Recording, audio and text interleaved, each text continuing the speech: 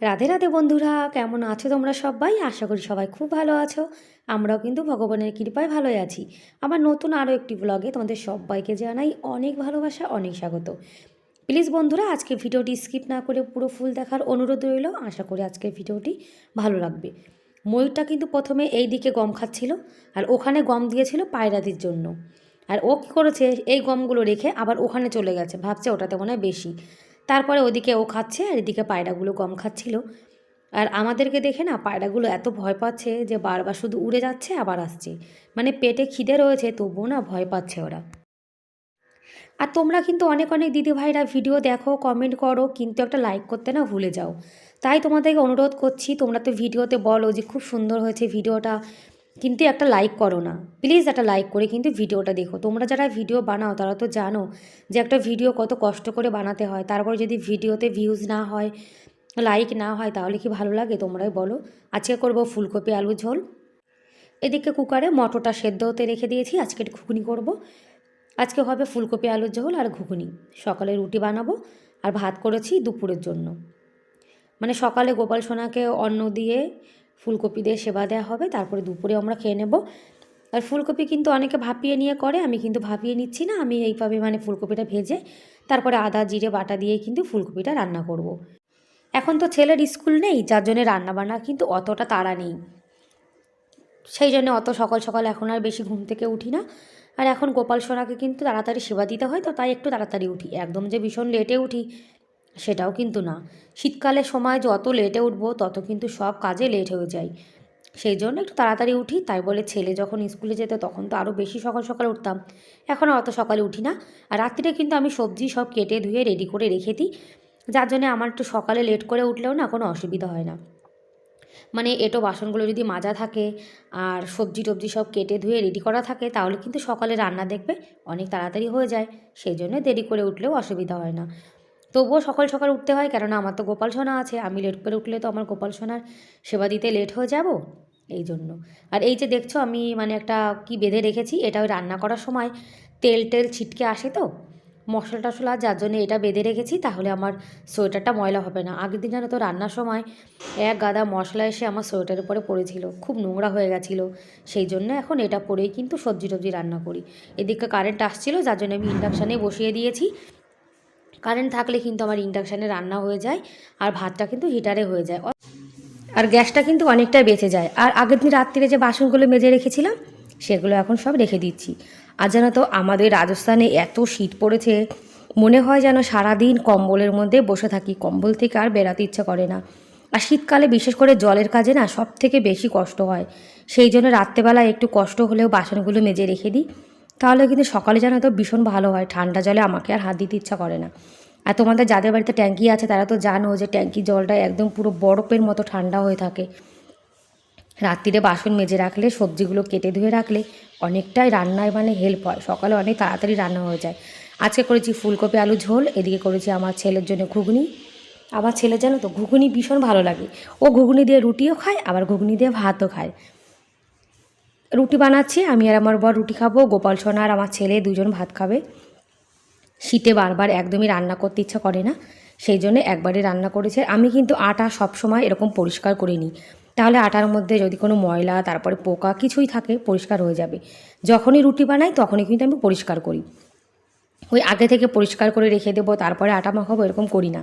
কখনো কখনো দেখবে আটার মধ্যে কিন্তু অনেক দিন হয়ে গেলে পোকা হয়ে যায়, যার জন্য আমি সব সময় আটা ব্যবহার করার আগে পরিষ্কার করে নিই। আটা মাখিয়ে রেখেছি, ঢেকে রেখে দিলাম। এখন আমার গোপাল সোনাকে এই যে সেবা দিয়ে দিচ্ছি। আজকে আমার গোপাল সোনা ফুলকপি ঘুগনি অন্ন এটা দিয়ে সকালে সেবা করে নেবে। এত শীত পড়েছে, গোপাল সোনা কিন্তু দেখো কম্বলের মধ্যেই বসে রয়েছে। গোপাল সোনাকে সেবা দিয়ে এখন বানিয়ে নিচ্ছি চা। শীতকালে এক কাপ গরম গরম চা খেলে ভীষণ ভালো লাগে। আর আমার বর বলছে উনিও চা খাবে, তাই ওনার জন্য কিন্তু এক কাপ চা বানিয়ে মানে 2 কাপ চা বানাচ্ছি আমাদের দুজনের জন্য। এর মধ্যে আদরক, ইলাইচি, তেজপাতা, লবঙ্গ অনেক কিছু দিয়েছি। আর এভাবে সকালে জানো তো 1 কাপ লাল চা খাওয়া কিন্তু আমাদের শরীরের পক্ষে ভীষণ ভালো। অনেকে তো চায়ের মধ্যে চিনি দেয় না, কিন্তু আমি একটু চিনি দিয়েছি। চিনি না দিলে চা একদম ভালো লাগে না। বেশি চিনি দিইনি, অল্পই দিয়েছি। তোমরা কারা কারা আমার মতো সকালবেলায় লাল চা খেতে পছন্দ করো কমেন্ট করে কিন্তু বলতে পারো। আর এখনও পর্যন্ত যারা আমার ভিডিওটি দেখছো, আজকের ভিডিওটি কেমন লাগলো কমেন্ট করে কিন্তু অবশ্যই জানিও। আর ভিডিওর কোনো অংশ যদি তোমাদের একটু হলেও ভালো লেগে থাকে তাহলে প্লিজ এটা লাইক করে দিও। আর আমার চ্যানেলে তোমরা আজকে যারা নতুন আর ভিডিওটি দেখছো, তোমরা যদি এরকম ভিডিও দেখতে পছন্দ করো তাহলে কিন্তু চাইলে আমার এই চ্যানেলটিকে সাবস্ক্রাইব করে আমার এই ছোট্ট পরিবারের পাশে থেকে যেতে পারো। আর এই কাজটি যারা অলরেডি করে দিয়েছো তাদেরকে অসংখ্য ধন্যবাদ। আর তোমরা যে দিদিভাইরা আমার ভিডিও দেখো, সুন্দর সুন্দর কমেন্ট করো, তোমাদেরকে কিন্তু অনেক অনেক ধন্যবাদ, অনেক ভালোবাসা জানাই মন থেকে। আগে জানো তো আমি যখন প্রথম প্রথম বিয়ে করে সংসারে এসেছিলাম তখন আমি একদম রুটি বানাতে পারতাম না। মানে আটা মাখাতেও পারতাম না, রুটি কী করে বানাতে হয় সেটাও জানতাম না। তারপরে কিন্তু ধীরে ধীরে সবই শিখে গেছি। আর রুটি বানানো কিন্তু আমার বর আমাকে শিখিয়েছে, কেননা আমার বর ভালো রুটি বানাতো আগে। দেখো কতগুলো বাসন হয়েছে, নিরামিষ আমিষ, এখন এই সব বাসন কিন্তু মাজতে হবে। শীতে না আমার মানে রান্না করতে ইচ্ছা করে, কিন্তু এই বাসন মাজতে ইচ্ছা করে না। বাসন মাজতে গেলে আমার ভীষণ আলসেমি মনে হয় বাসন মাজবো না, কিন্তু কী করব বলো, মাজতে তো হবেই।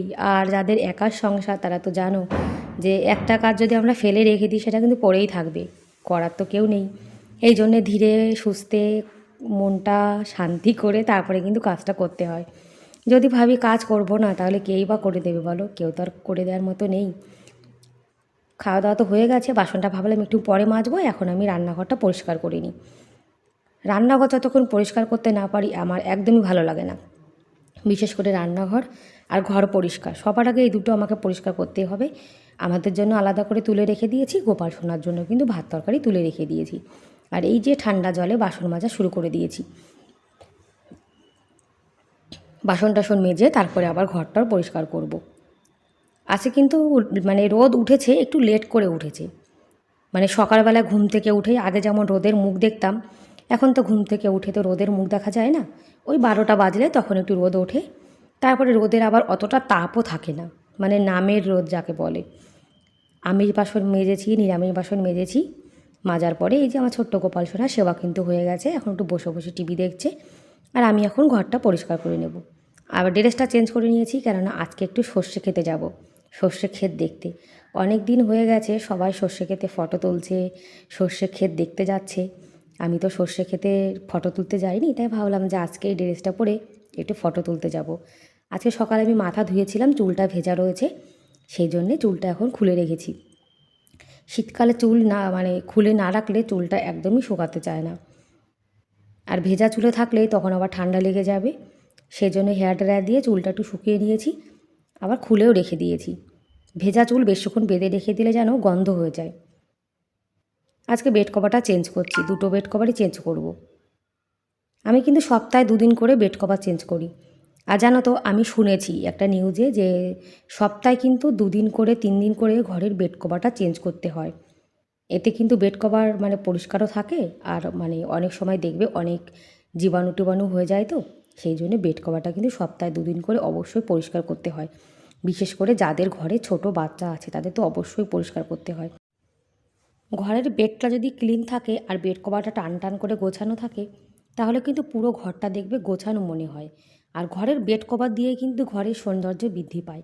এই বেডের উপরে যদি দুনিয়া ভরে জামা কাপড় ফেলানো থাকে, সেটা গোছানো না থাকে, তাহলে কিন্তু পুরো ঘর দেখবে এলোমেলো মনে হয়। আর এদিকে আমার ছেলে এসে আমার সঙ্গে মজা করছে।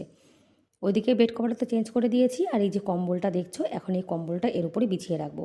এখন তো ছেলের স্কুল ছুটি, ও বারবার এই খাটের উপরে বসে টসে থাকে, টিভি দেখে, তাই একটা কম্বল বিছিয়ে দিলে তাহলে কিন্তু মানে বিছানাটা একদম গরম থাকবে। সুতির বেড কভার যদি বিছানো থাকে তার উপরে বসে দেখবে সেটা কিন্তু ঠান্ডা ঠান্ডা মনে হয়, মনে হয় যেন ভেজা রয়েছে। সেই জন্যই বেড কভারটা বিছিয়ে দিয়েছি। এই কম্বলের কভারটা এটা পাতলা একটা কম্বল, তাহলে কিন্তু আমার ছেলে বসলে এখানে কষ্ট হবে না, মানে শীতও লাগবে না, একটু গরম গরম ভাব থাকবে। আর শীতকালে কিন্তু আমরা সবসময় যেখানে গরম সেখানে যাওয়ার চেষ্টা করি, সেই জন্য এটা বিছিয়ে রেখে দিলাম।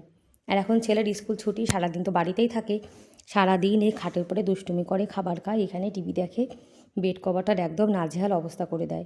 ব্যাস বন্ধুরা, তাহলে আজকের মতো এ পর্যন্তই, দেখা হবে পরের ভিডিওতে। ততক্ষণ তোমরা অনেক ভালো থেকো, অনেক সুস্থ থেকো। Bye bye.